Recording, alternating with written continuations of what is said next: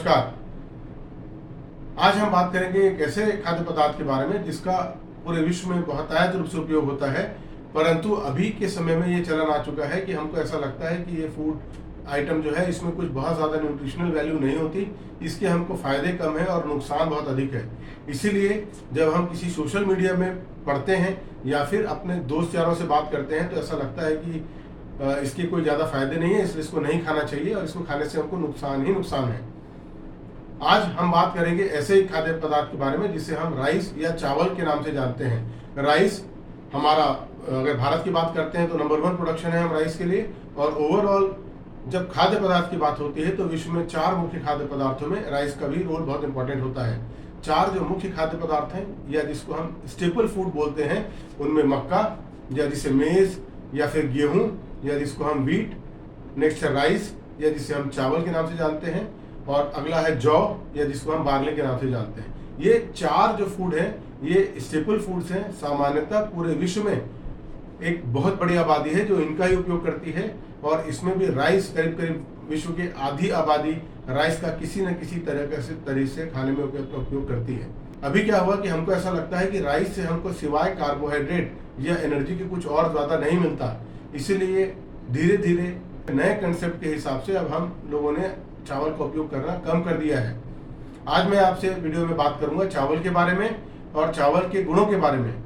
जब भी मैं गुणों की बात करता हूं तो आपको, क्योंकि मैं एक आयुर्वेद चिकित्सक हूं, इसलिए मेरी एक ड्यूटी ये भी है कि आयुर्वेद टेक्स्ट में चावल के बारे में क्या बताया गया है, उसकी क्वालिटीज के बारे में क्या बताया गया है, इसके बारे में भी हम चर्चा करें। साथ ही साथ आज के समय में जो न्यूट्रिशनल वैल्यूज बताई गई है राइस की, इसके बारे में जब तक दोनों को हम प्रॉपर वे से कंपेयर नहीं कर पाते तो एक प्रॉपर डिसीजन लेने में हम हमेशा डाउटफुल रहेंगे। इसलिए आइए हम आज जानते हैं चावल के क्या गुण हैं, क्या हमको चावल खाना चाहिए, चावल किसे नहीं खाना चाहिए या चावल किस तरह से खाना चाहिए। चावल का विस्तृत वर्णन आयुर्वेद संहिताओं में किया गया है और करीब ये भी हम 10,000 साल पहले से इसका उपयोग करते आ रहे हैं। चावल की जहाँ तक गुणों की बात करते हैं तो आयुर्वेद में चरक संहिता में इसे शुभ धान्य के अंतर्गत रखा गया है और उसमें करीब चावल के 15 वेराइटीज के बारे में बताया गया है। और उसमें जो सबसे इंपॉर्टेंट और सबसे बेस्ट वैरायटी की जब बात करते हैं तो वो कहा गया है रक्तशाली। रक्तशाली मतलब वही चावल जो रेड कलर का होता है, और अक्सर आप देखे होंगे कि हल षष्ठी में हम उसका साल में एक बार उपयोग करते हैं। पर अगर आयुर्वेद की बात करते हैं तो सबसे अच्छे चावल की वैरायटी ये रक्तशाली चावल है, रेड राइस। अब बात करते हैं चावल के गुणों के बारे में। तो चावल का जो टेस्ट होता है वो मीठा होता है और इसका जो विपाक है, मतलब पचने के बाद जो उसका बाई प्रोडक्ट बनता है वो भी मधुर रस है।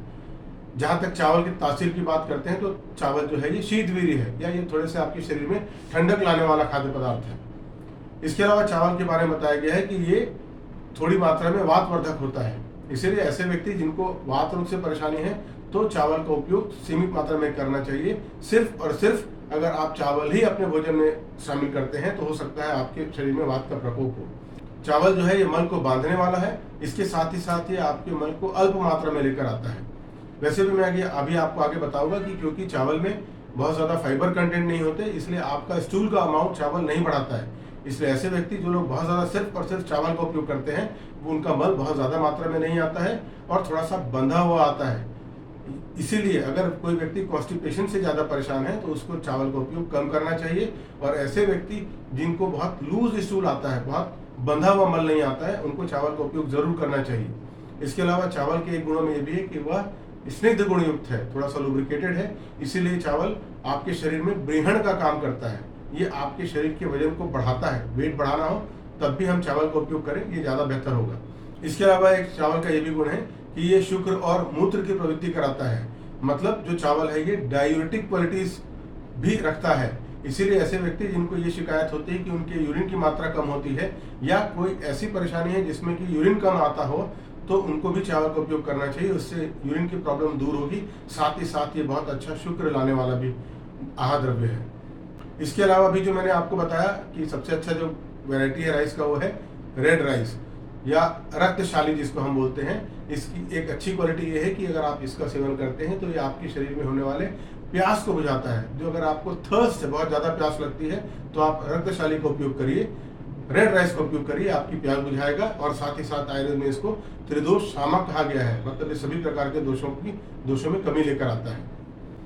करीब करीब यही सारे गुण सुश्रुत संहिता में भी बताए गए हैं चावल के बारे में, और साथ ही साथ अष्टांग संग्रह में भी इन्हीं गुणों के बारे में वर्णन किया गया। इसलिए मैं अलग अलग आपको नहीं बता रहा हूँ। ओवरऑल राइस की जो क्वालिटीज आयुर्वेद में बताई गई हैं वो यही सब है। इसके अलावा अष्टांग हृदय में एक रेफरेंस ये भी आया है कि जो चावल है वो सभी के लिए पथ्य है।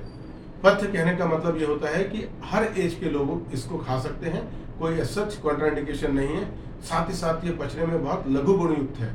लघु गुण कहने का मतलब होता है कि ये बहुत इजी टू डाइजेस्ट है, बहुत कंफर्टेबल फूड है, बहुत एनर्जेटिक फूड है। इसलिए चावल का उपयोग आयुर्वेद के हिसाब से सभी लोगों को करना चाहिए।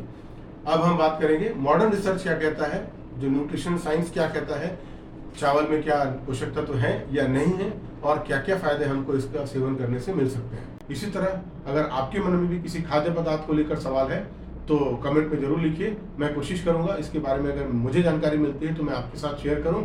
और आपसे एक ये भी निवेदन है कि अगर मेरे वीडियोस आपको पसंद आते हैं तो इन वीडियोस को कृपया लाइक कीजिए, शेयर कीजिए और मेरे इस चैनल को सब्सक्राइब कर लीजिए।